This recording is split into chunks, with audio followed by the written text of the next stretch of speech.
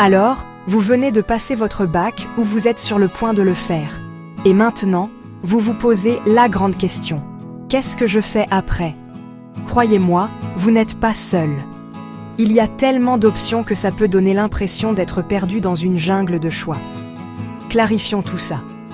D'abord, les études supérieures. L'université, c'est la voie classique. Une licence dure 3 ans et vous permet de vraiment vous plonger dans des matières comme les sciences, le droit, les lettres ou l'économie. De là, vous pouvez faire un master pour vous spécialiser, et même un doctorat si la recherche vous tente.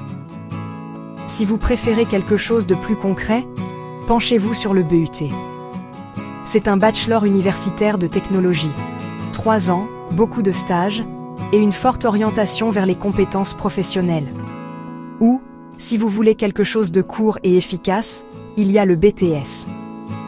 2 ans, super ciblé, et vous pouvez soit entrer directement sur le marché du travail, soit continuer vos études. Maintenant, pour les ambitieux, les CPGE ou classes prépa pour les grandes écoles. C'est 2 ans intenses, mais si vous voulez intégrer les meilleures écoles d'ingénieurs ou de commerce, c'est votre tremplin.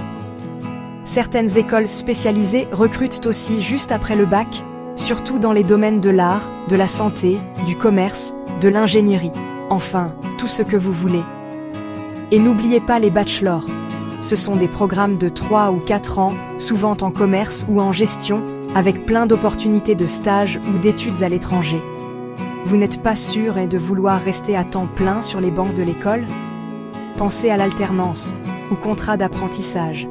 Là, vous alternez entre les cours et un vrai emploi, donc vous êtes payé pendant que vous apprenez, et ça booste vos chances d'être embauché dès plus tard.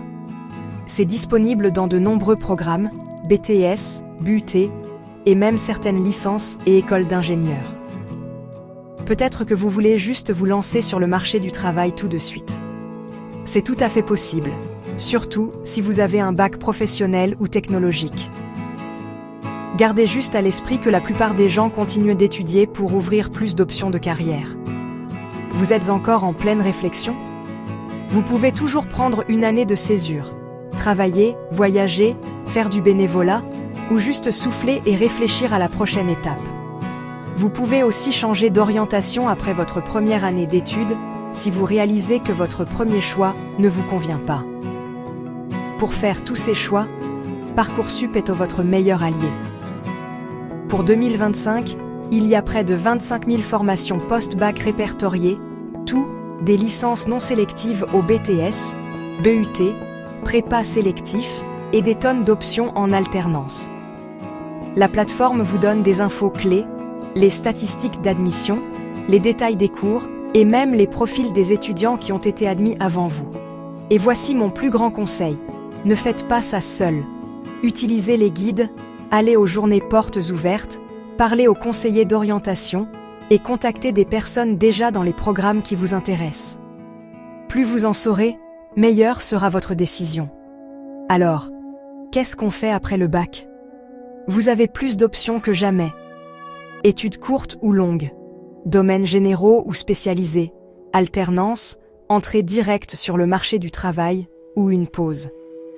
Le plus important, c'est de choisir ce qui vous correspond, à vos objectifs et à votre style.